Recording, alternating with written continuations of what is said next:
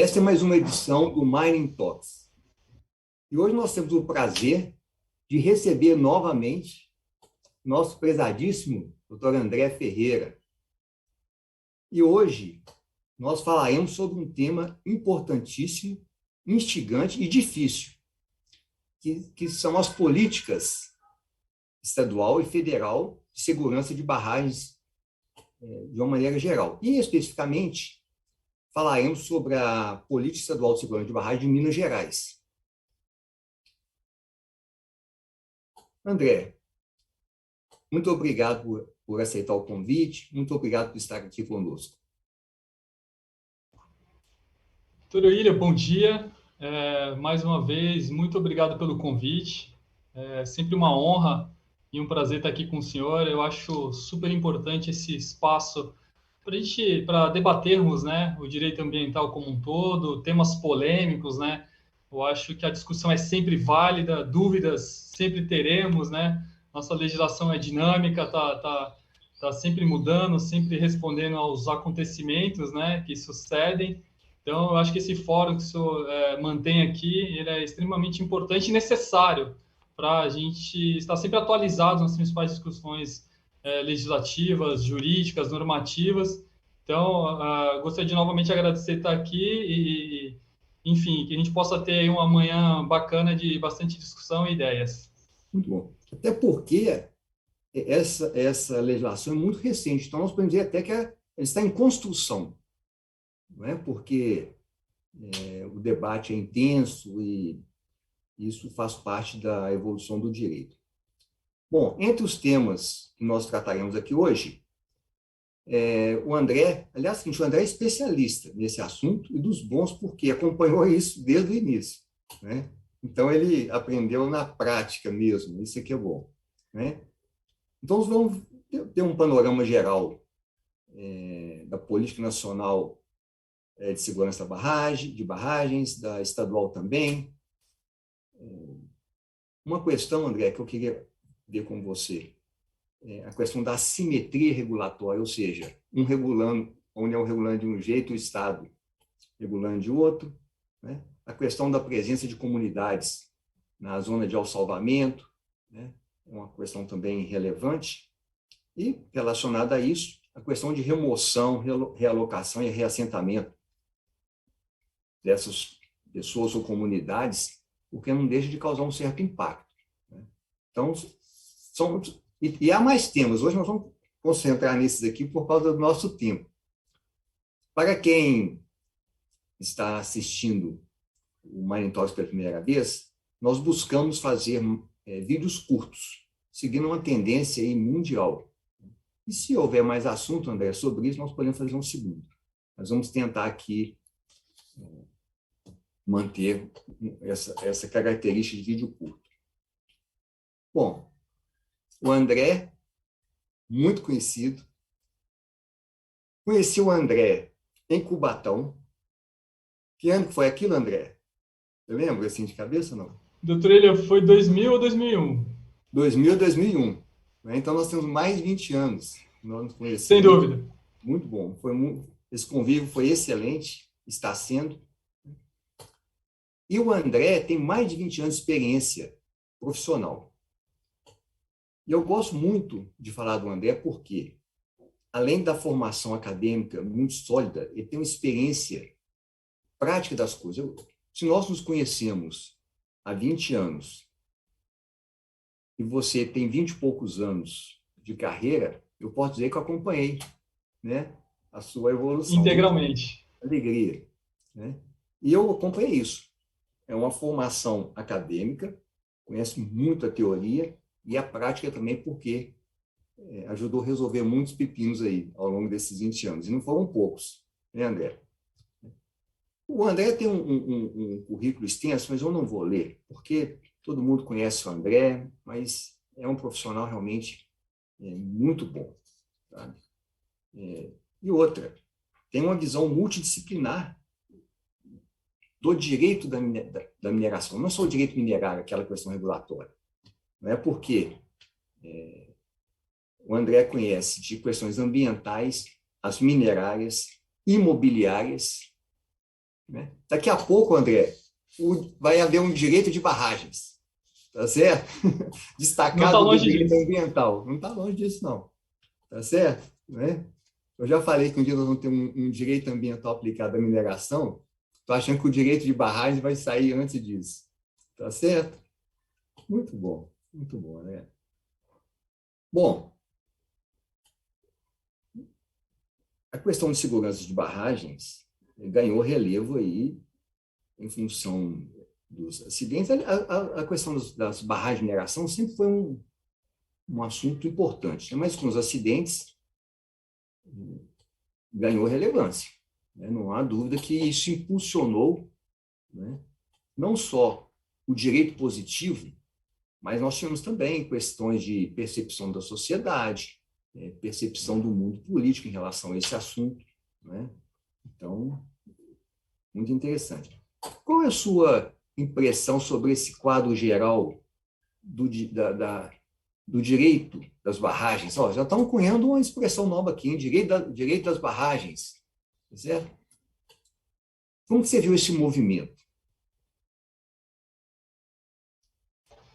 Tá, vamos lá, doutor William. Então, é sempre importante, doutor William, contextualizar que tanto a política nacional de barragem como a política estadual de Minas Gerais, elas surgiram em resposta a grandes acontecimentos, né? Infelizmente, não foram duas legislações fruto de uma governança regulatória. Elas não têm origem numa análise de impacto regulatório, não houve audiências públicas, principalmente em relação à política nacional, né? Então, assim, foram atos normativos criados de forma, digamos, um pouco assodada para responder a esses acontecimentos. Não passou por um processo de consulta pública que permitisse a contribuição da sociedade, dos principais entes regulados, né, de um processo de participação e controle social, como hoje acontece com as resoluções da ANM, que passam por todo esse processo de análise de impacto regulatório antes de editar uma norma. Se a gente voltar um pouco atrás e buscarmos na memória, quando surge a Política Nacional de Segurança de Barragem? Em 2010, fruto do quê? De acidentes que aconteceram na década anterior, né?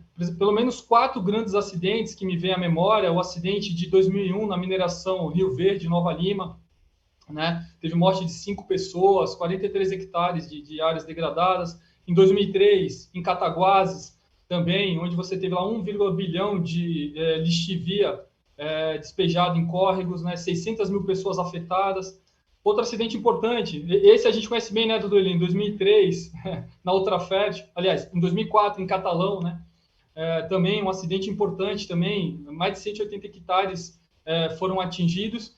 E em 2007, né, a mineração Rio Pomba e Miraí, também um acidente cujos efeitos foram sentidos, inclusive, no Rio de Janeiro. A gente teve mais de 4 mil desalojados, 1.200 casas afetadas, e tudo isso antecedeu a política nacional, que veio dessa forma, em resposta a esses acidentes, e não reuniu, né, naquele momento, né. Ela evoluiu nesses últimos anos, sem dúvida nenhuma, mas, infelizmente, ela não foi fruto de um processo de governança regulatória devido. E a mesma coisa a gente pode dizer da política estadual de Minas Gerais. Ela surgiu praticamente um mês depois do último acidente grave que aconteceu, né, de Brumadinho, né? Antes disso, tivemos o acidente de Mariana com a Samarco, né, os mais famosos, mas antes deles, também houve outros acidentes em Minas Gerais. A gente pode citar aqui, por exemplo, o acidente com a empresa Herculano Mineração, em Itabirito, também um acidente relevante que matou pessoas, contaminou córregos, né?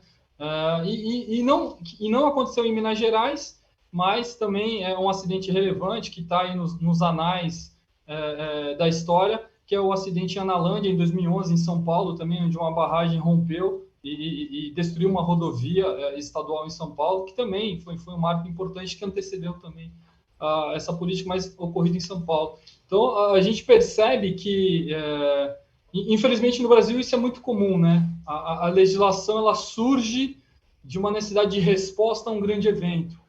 E, às vezes, essa não é a melhor forma, né, de você criar um marco regulatório, de você tentar amenizar ou atenuar os efeitos do fato em si. Então, eu vejo com muita preocupação a legislação hoje, a forma como ela surge ou surgiu no passado, realmente como políticas, elas não respeitaram aí o processo de governança que deveria ter respeitado. Então, assim, é preocupante a forma como os marcos regulatórios surgem no Brasil. Eu concordo com você. Concordo com você e digo o seguinte, esses acidentes são indesejáveis, tá certo?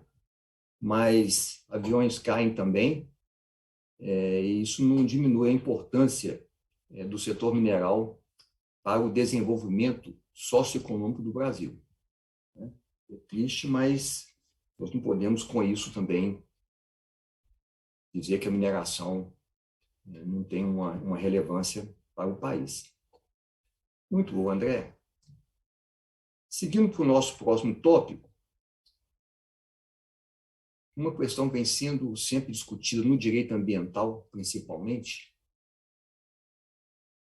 porque aqui na parte de mineração no Brasil nós temos um código de mineração só. Austrália, Canadá, cada província ou estado tem seu código, então aí é mais fácil haver algum tipo de questão de divergência em relação à lei geral, a federal, né? Mas em relação à legislação de barragem, qual é a simetria entre a regulação da União e a lei estadual de Minas Gerais, no seu ponto de vista? Doutor Ilha, eu estou tocando um ponto importante. Eu acho que a palavra é essa mesmo, assimetria. Por quê? Alguns entendem que há um conflito de normas entre a norma federal e estadual. Eu não vejo dessa forma, porque não são legislações legislando diferente para o mesmo fato. Né? Não se trata disso. Então, não há um conflito aí. Inclusive, tem um artigo do Marcelo, que trabalha com o senhor, Marcelo Azevedo, foi publicado no Jota o ano passado, em maio do ano passado, que explica muito bem essa questão de conflito e de assimetria. E eu concordo com o que o Marcelo coloca lá, que realmente não se trata de um conflito. Por quê? Ambas legislações, ambas políticas, estadual e a nacional, elas vêm da mesma forma. Elas colocaram uma incompatibilidade hoje da presença de comunidades e pessoas na zona de autossalvamento de uma mancha de inundação de uma barragem. Então, ambas, acho que todos concordam, tem que ser assim mesmo. Né? Hoje é inadmissível você ter presença de comunidade na zona de autossalvamento. Né? E o que trouxe isso? Os empreendedores agora eles têm que ter novos arranjos estruturais, né? Adotar novas providências, como o senhor bem disse, seja para o deslocamento involuntário dessas pessoas por uma área segura, ou outras medidas, retirar barragem, se for o caso. Mas, enfim, não há um conflito. O que existe é uma simetria. E aí, por que há essa simetria? Principalmente por dois motivos principais. A legislação federal para barragem de mineração, e aí já começa a primeira simetria, né? A legislação federal, ela proíbe para barragem de mineração a presença de comunidades nas AS, né? Então, a estadual, ela permite, não permite a presença. A federal, ela diz o seguinte, ela te dá 3 opções para o empreendedor. Se tem presença de comunidade nas AS, ou de 3, uma. Ou você retira a barragem, descomissiona a barragem, ou você faz o reassentamento dessas pessoas e patrimônio cultural, o que quer que seja, ou você faz obra de reforço. Então, você tem 3 opções, barragem de mineração.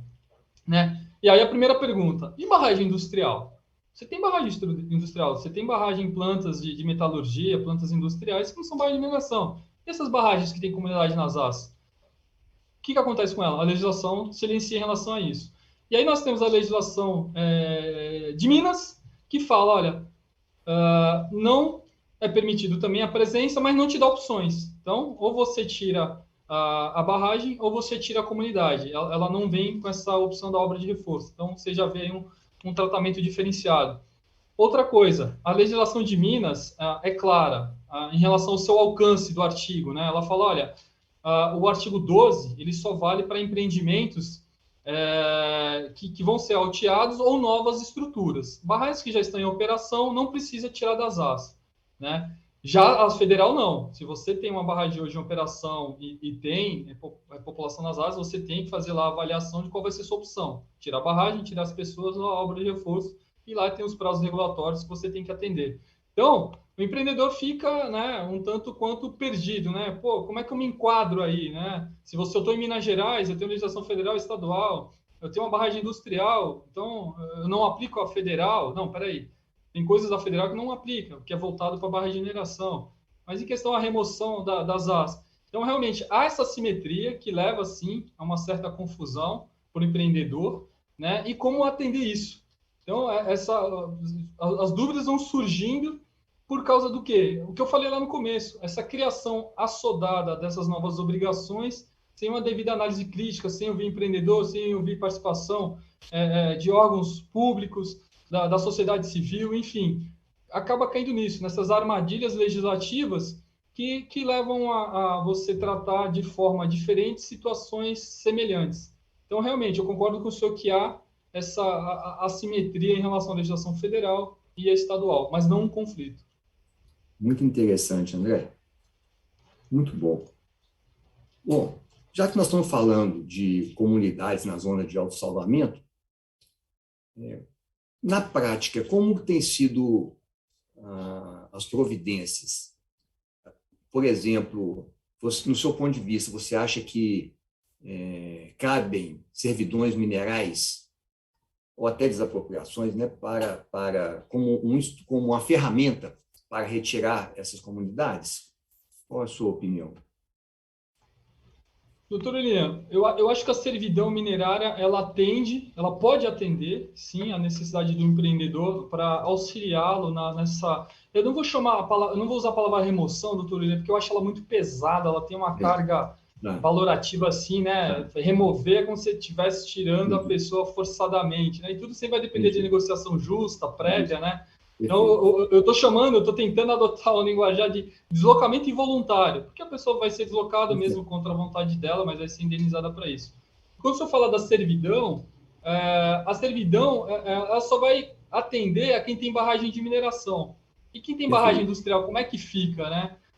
Eu vou ter que solicitar uma DUP, né, a Declaração de Utilidade Pública, para tentar, de alguma forma, ter uma força executiva na hora de tentar judicialmente realocar essas pessoas. Então, assim, eu vejo como a servidão para a barra de mineração como legal, atende, mas para barragens industriais ela não atenderia. Muito bom, André. Sua explicação foi excelente. Bom, ainda uma outra questão relevante sobre esse assunto, que é o momento da realocação. Como que está na legislação e como tem funcionado na prática? Doutor William, essa eu diria que é a pergunta do milhão. É um problema que todas as grandes mineradoras, principalmente em Minas Gerais, estão vivenciando hoje. A legislação não é muito clara em relação a isso, mas algumas questões técnicas nos dão uma resposta muito simples, né? Se você fala em reassentamento, em remoção e realocação dessas pessoas, você está falando em um impacto socioeconômico. Você vai retirar essas pessoas das suas moradias, do seu local de atividade profissional, quando é o caso. Então, assim, a gente não pode falar de causar um impacto ambiental antes de você atestar a viabilidade ambiental do empreendimento. Então, mesmo que eu esteja falando de uma nova barragem ou de um alteamento de uma barragem em operação, eu não posso remover essas pessoas antes de ter uma licença uma licença prévia ou até uma licença de instalação. Por quê? Eu vou gerar um impacto anterior ao atestado de viabilidade ambiental do empreendimento. Então, para mim, está muito claro que a remoção e reassentamento é uma fase posterior, ou seja, o ideal é que ela venha como uma condicionante da LI para que o empreendedor possa fazer essa remoção até da entrada no requerimento de LO. Eu não falo isso porque é ideia da minha cabeça, é porque a legislação dá esses sinais. Lembrando que em Minas Gerais nós temos a política dos atingidos de barragem.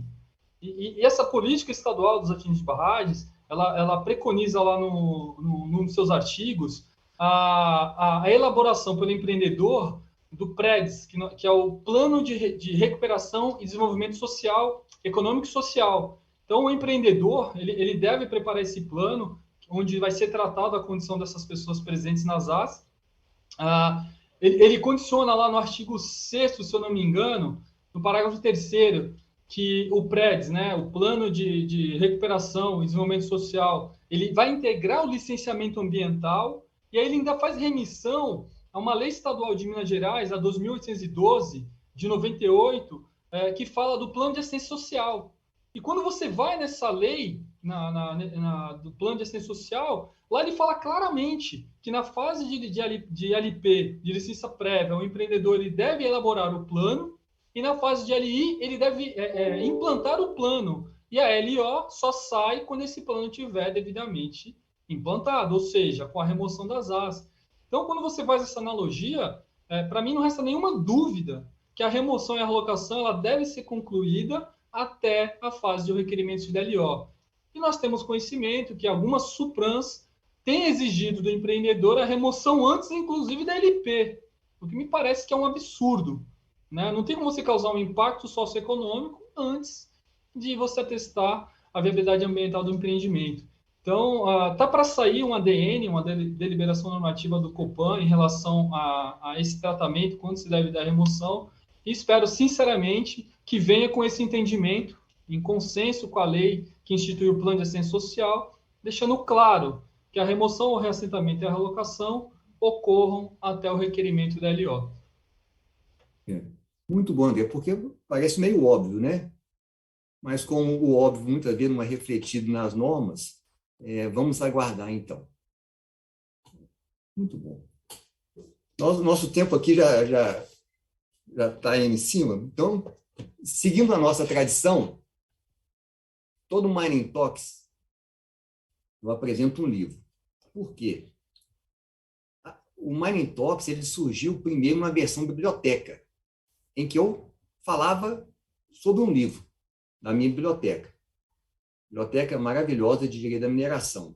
Já aí, com os seus 700 volumes. Mas aí o modelo foi aprimorando. Da vez anterior que você esteve aqui com o Dr. Guilherme Simões, nós falamos sobre um artigo que você escreveu em um livro. Não foi isso? Né? Eu tenho aqui na biblioteca já. E eu acabei seguindo a tradição de aproveitar sempre o Mining Talks para apresentar um livro. Por quê? Primeiro que essa biblioteca que eu formei é um orgulho, sabe? É a maior biblioteca de direito da mineração do Brasil, uma das maiores do mundo, se não for a maior. Não vou repetir tudo, toda vez eu gosto de falar isso, repetir, mas hoje eu vou ser mais sintético por causa do tempo aqui. E esse livro aqui, eu desafio quem esteja nos assistindo que tenha. Tá certo? Se alguém tiver, pode entrar em contato comigo, que nós vamos conversar sobre esse livro no Mining Talks, porque esse livro é raro. Da propriedade das minas e jazidas. A autora é uma advogada, Vera de São Paulo, é uma edição de 1974. Direito positivo brasileiro e direito comparado. Tá? Então, o desafio aí, convidando alguém para o nosso Mining Talks, se alguém tiver esse livro. Bom, aí, um livro muito interessante, já passei aqui o olho nele, tá certo? O ideal é que eu conseguisse ler todos os livros assim, inteiros para poder trazer aqui, mas não dá, eu tenho que trabalhar. Aí eu separei aqui uns pontos interessantes. Olha aqui. Assim, a jazida é a forma estática, parada, jacente. Mina é a dinâmica, em movimento de exploração. Olha como é que ela... Né? Ela coloca. Anotei aqui também uma outra parte, André, que ela fala o seguinte: o direito não se transfaz da noite para o dia. Isso aqui já entrando na história do direito da mineração. Ela começa bem atrás, fala lá da lei das 12 tábuas, não sei o quê, e vem trazendo, sabe? O direito não se transfaz da noite para o dia. No caso do direito ambiental, foi quase, né? Da noite para o dia. Sem dúvida. Muito bom. E você é testemunha ocular, hein, André? Tá bom?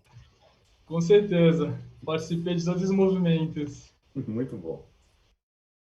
Bom, aqui mais para frente ela faz uma referência à questão do direito da mineração nos Estados Unidos, um assunto que eu venho na aula magna de abertura do curso de pós-graduação do CEDIM, eu falei sobre esse tema, que ela fala o seguinte: afortunadamente para aquela nação,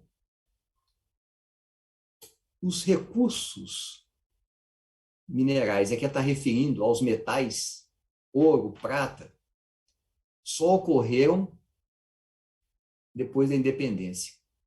Né? Então, por quê? Na América do Sul, ali no Peru, Bolívia, né, que é o Potosí, no Brasil, houve aquela corrida em busca de ouro, prata. No Brasil, não tínhamos sorte de achar diamantes. E nos Estados Unidos foi diferente. Lá, primeiro eles começaram buscando o cobre, o estanho, né, para fazer o bronze, o ferro veio logo depois, né, o carvão. Então, gostei de saber que alguém compartilha dessa opinião, sabe?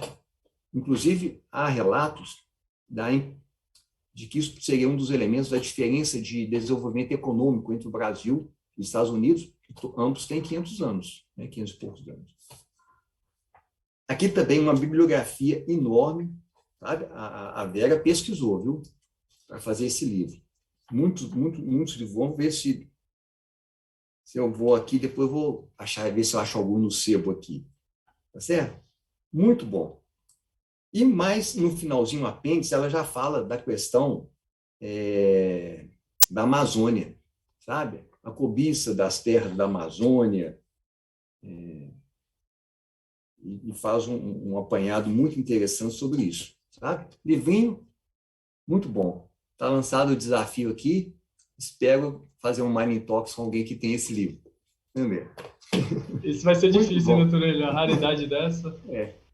Olha, André, surpreende. Cada vez que você pega um livro, mesmo os livros antigos, você lê algumas coisas assim, você vê que são frescas, sabe? Muito bom.